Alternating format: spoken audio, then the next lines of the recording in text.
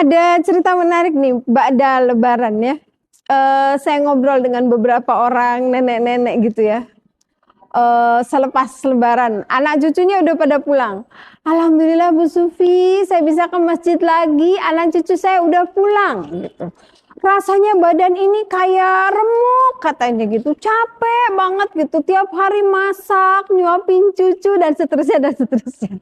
Ini menarik buat saya, curhatan para nenek ba'da lebaran. Jadi mereka bilang, pengen sih emang nyenengin anak cucu, masakin masakan kesukaan mereka, tapi ternyata badan kita udah nggak kuat katanya gitu.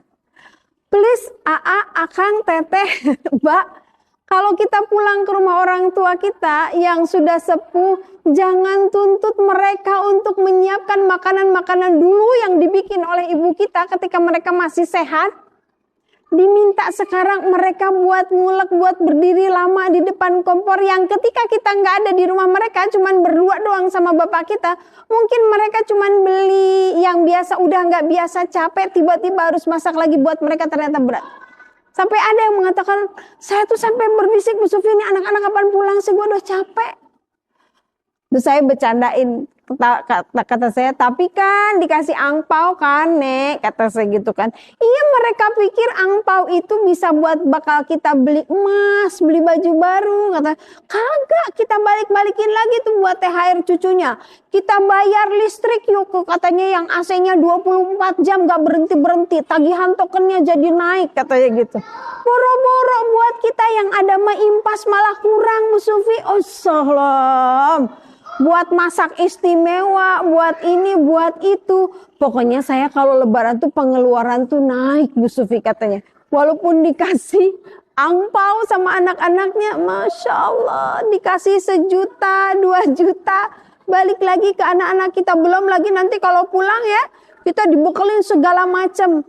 Terus ketika kita pulang dari rumah orang tua kita bayangkan dong, rumahnya yang biasanya rapi, terus emaknya, neneknya itu harus ganti spray semua kamar, terus harus ngelondriin, harus ngenyikatin karpetnya dan seterusnya. Masya Allah. Ini mungkin sedikit pelajaran ya teman-teman sekalian.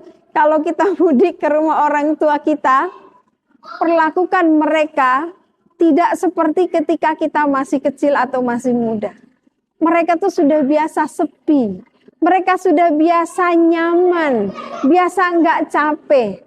Jadi jangan biarkan kebahagiaan mereka itu ditambah dengan keletihan mereka. Hati mereka senang banget. Saya bilang kalau pada nggak datang malah sedih banget ya Nek. Iya sih benar Bu Sufi, tapi nih badan nggak bisa dibohongi gitu. Jangan disuruh nyuapin cucunya, gendongin cucunya, mandiin cucunya. Terus katanya anak saya tuh kalau ke rumah bilangnya di rumah mama healing. Kitanya healing, terus orang tua kitanya yang kepayahan. Jangan ya, kita kasih kebahagiaan di ujung hidup mereka. Kita bawa anak cucu mereka, anak-anak kita jadi kesayangan mereka. Tapi jangan biarkan fisik mereka yang sudah renta itu untuk kecapean. Sekapur sirih tentang mudik lebaran.